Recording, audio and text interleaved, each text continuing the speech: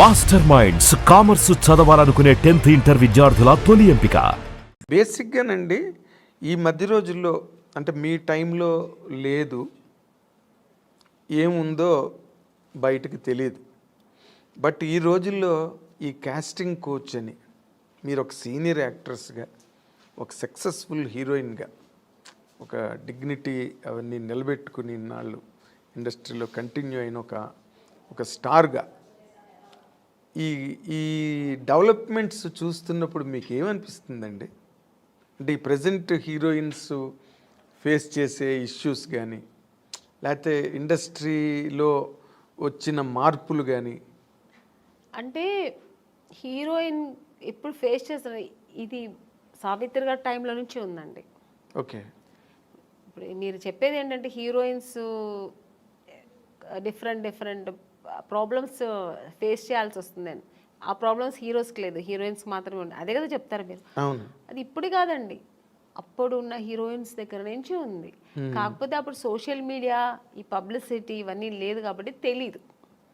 ఇప్పుడు అన్ని చిన్న విషయం కూడా ఇప్పుడు ఎలకపోయిందంటే పూలే పోయిందని ఇప్పుడు అంత ఎక్స్ప్లోర్ చేస్తున్నారు.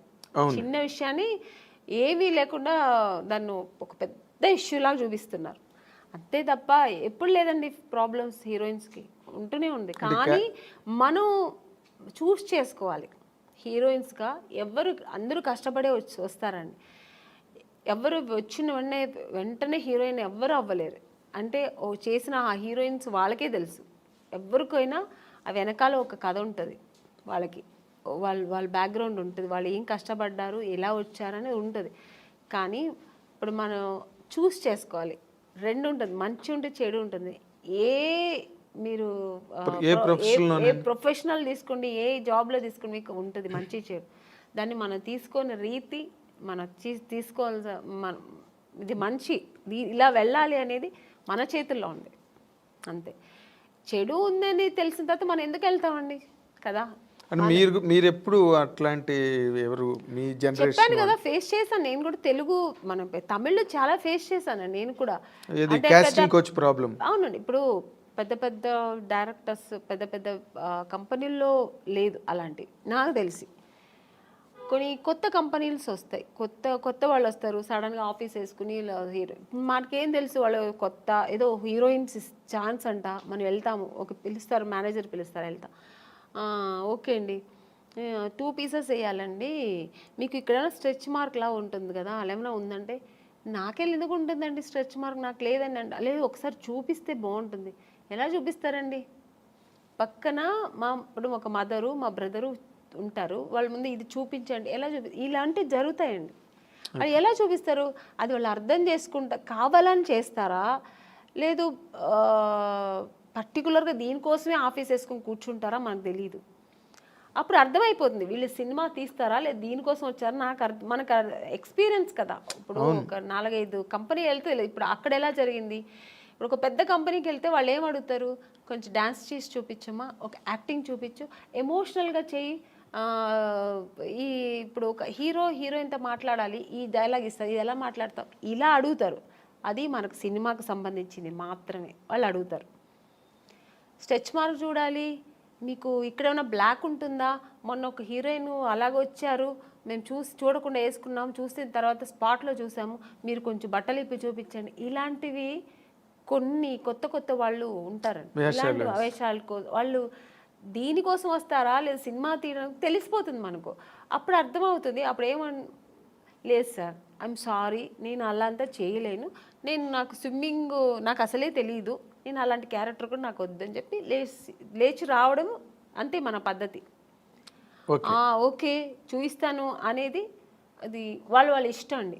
అది ఎవరిని మేము తప్పు అనట్లేదు, వాళ్ళకి ఇష్టపడి ఓకే నేను దేనికైనా ఓకే నేను చూపిస్తాను అనేది వాళ్ళ మనసు దాన్ని బట్టి ఉంటుంది. నేనైతే మైండ్ సెట్ బట్టి నేనేమంటాను, లేదు సార్ నాకు అది తెలియదని, నేనైతే అలా చేయించాను, మీకు అంత ఇది ఉంటే నన్ను హీరోయిన్గా వేసుకోండి, నేను మీకు 2 పీస్ ఐఎమ్ రెడీ, నేను స్విమ్ సూట్ వేసుకుంటా, కానీ ఇక్కడ బట్టలు ఇప్పి చూపించడం అయితే నేను కుదరదని లేచి వచ్చిన ఎన్నో సన్నివేశాలు నాకు జరిగింది. అలాంటి సిచ్యుయేషన్స్ వచ్చాయి అని చెక్ వచ్చి అడ్వాన్స్ ఇచ్చిన కంపెనీలు ఎన్నో ఉన్నాయండి నాకు. అడ్వాన్స్ తీసుకున్నా, ఇంటికి వచ్చిన తర్వాత next day phone, madam manager, అప్పుడు మీకు సెల్ ఫోన్ లేదు కదా, ఏదైనా డైరెక్ట్ లేదంటే ల్యాండ్లైన్ మేనేజర్ వచ్చి మాట్లాడు, మేడం ఇలాగా డైరెక్టర్ గారు అక్కడ ఫుల్ ఇది పెట్టుకున్నారు, ఒక స్టోరీ డిస్కషన్ పెట్టుకున్నారు, ఇట్లా ఒక బీచ్ దగ్గర ఇట్లా రమ్మంటున్నారు మిమ్మల్ని, ఫైనాన్షియర్ వస్తున్నారు చూడాలంట. ఫైనాన్సర్ నన్ను ఎందుకు చూడాలి, నాకు అర్థం కాదు. ఫైనాన్స్ ఇప్పుడు చూడాల్సిందే డైరెక్టర్, ప్రొడ్యూసర్ అయిపోయింది. ఇంకా ఎక్కువ అనుకుంటే హీరో చూడాలా, ఓకే హీరో గారు చూడాలి ఎలా ఉంటుంది, నా పక్కనే ఎలా చేస్తుంది హీరోయిన్ ఒక అమ్మాయి ఎలా ఉంటుందో చూడటం, ఇది పద్ధతి. ఫైనాన్సర్ ఎందుకు చూడాలి నన్ను అనవసరంగా, నాకు అర్థం కాదు. కొన్ని రోజుల తర్వాత అర్థమయ్యేది, ఓ దీని ఇంకోటి నాకు ఎక్కడ అర్థమయ్యేదంటే, మమ్మీ వద్దండి మీరు మాత్రం వస్తే చాలంటేనే అర్థమైపోయేది. కారు తీసుకొచ్చేవారు, ఐఎమ్ సారీ అని నేను రాను. ముందు మన అమ్మగారు అసలే పంపరు, ఒంటరిగా అంటే మా అమ్మ పంపించేది కదండి. లేదండి మా అమ్మాయిని అయితే ఒంటరిగా పంపాము. మా అమ్మ ఒక్కటే అన్నదండి, సినిమా హీరోయిన్ అవ్వాలా అనుకున్నావు, నాన్నగారి దగ్గర పర్మిషన్ తీసుకుని వచ్చాము.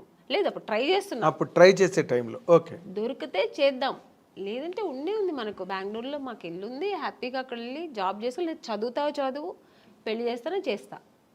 ఇన్ని ఆప్షన్ ఉన్నప్పుడు మనకు అనవసరం, నువ్వు హీరోయిన్ అవ్వాలా మనం దానికోసం కష్టపడతాం, ఇంకా అడ్డతోవలు తొక్కనక్క అని మనకు అనవసరం. అలా నేను అలాగే ట్రావెల్ అయ్యానండి. నాకు అలాగే ఒక మంచి కంపెనీ, మంచి డైరెక్టర్స్, హెల్దీ పీపుల్స్తో హెల్దీ అదే దేవుడు మీ మరో విన్నాడు, తప్పు నాది 100%. కీర్తనల్ని బాగా ఆస్వాదించాడు. ఒక్కొక్క కంపెనీ వెళ్ళొచ్చిన వెంటనే నేను ఫస్ట్ దేవుడా నాకు రేపు ఈ కంపెనీ, రేపు నేను హీరోయిన్ అయిపోవాలి, సెలెక్ట్ అయిపోవాలి, ఇలాగే వేడుకునేదాన్ని. అదే కాకపోతే ఇప్పుడు మీరు ఒకటి గమనించాలి, మీరు అన్నారు ఇందాక సావిత్రి గారి దగ్గర నుంచి ఉన్నాయండి ఇలాంటి ఇండస్ట్రీలోని అని. కాకపోతే ఇప్పుడు సోషల్ మీడియా రావడం వల్ల, కానీ హీరోయిన్లే పోలీస్ కంప్లైంట్లు ఇచ్చి కొంతమంది బాంబే నుంచి వచ్చిన వాళ్ళు, లేకపోతే ఏదో మొత్తానికి అలాంటివన్నీ జరగడం, అవన్నీ యూట్యూబ్లో వాళ్ళు వచ్చి వీడియోలు రిలీజ్ చేయడం, ఒక రకమైన డిస్టర్బెన్స్ అన్నది కొన్ని అన్ని చోట్ల అని కాదు, ఇన్ని సినిమాలు వస్తున్నాయి ఎక్కడ జరగవు కానీ, బట్ జరిగినవి మాత్రం చెప్తున్నాను కదండి, ఇండస్ట్రీ పరువు తీయడానికినే వచ్చిన వాళ్ళు అయితే ఇది జరగదండి. ఇంకా వేరే థాట్స్ మీద వస్తారండి కొంతమంది. ఇక్కడ హీరోయిన్లు ఉంటారు, ఇలా ఉంటారు, మనం ఇది సినిమా తీస్తూ ఇది కూడా చేయొచ్చు అనే వాళ్ళు కొంతమంది వస్తారు. అక్కడ ఇలాంటి తప్పులు జరుగుతాయి. ఓన్లీ సినిమాని నమ్ముకొని సినిమాని లవ్ చేసి ఒక సినిమా మనకు ఇండస్ట్రీలో ఈ ప్యాషన్తో వచ్చేవాళ్ళు, కళాకారులుగా వచ్చేవాళ్ళు ఎప్పుడు ఈ తప్పులు అక్కడ ఈ తప్పులు జరగదండి. వేరే థాట్స్ కూడా ఉంటాయి చూడండి దాంతోపాటు, లేదంటే ఆ థాట్స్ మాత్రమే అనుకొని వస్తారు కదా, అక్కడ ఈ తప్పులు జరుగుతాయి. సో అక్కడ కొంతమందికి ఇలా జరుగుతాయి. అవును. తర్వాత మీటూ అనేది కూడా, అలాగే ఆడవాళ్ళు కూడా అండి, ఏ హీరోయిన్ కూడా మనం ఇలా అయిపోవాలి, చెడుగానే ఉండాలి, చెడు దారి తొక్కాలని ఎవ్వరు రారండి. అందరూ ఒక డ్రీమ్తో వస్తారు. ఏ అమ్మాయి అయినా సరే నేను ఒక హీరోయిన్ అవ్వాలి, ఎవరికి ఆశ అందరికీ సొంతం కదండి. నేను కూడా శ్రీదేవి గారి లాగా కావాలి, నేను కూడా ఒక నగ్మ గారి లాగా కావాలి, నేను కూడా ఒక విజయశాంతి గారు లాగా నేను కూడా ఈ సినిమా ఇండస్ట్రీలో అవ్వాలని అనుకోవడం తప్పలేదు. అందరూ ఆశతోనే వస్తారు కదా. సక్సెస్ అయ్యేది కొంతమంది, సక్సెస్ అవ్వకుండా వెనక్కి తిరిగిపోవడం కొంతమంది. ఆ టైంలో కొంతమంది ఇలా జరిగితే దానికి పాప వాళ్ళు ఏం చేస్తారండి, నమ్మకం, ఒకవేళ మనం హీరోయిన్ అయిపోతామేమో అని ఒక నమ్మకంతో కొన్ని తప్పులు జరిగిపోవచ్చేమో, నాకు తెలీదు మరి. అలాంటప్పుడు కొంచెం ఇలా వాళ్ళు లైఫ్లో ఇలా మిస్ అవుతుంటాయి.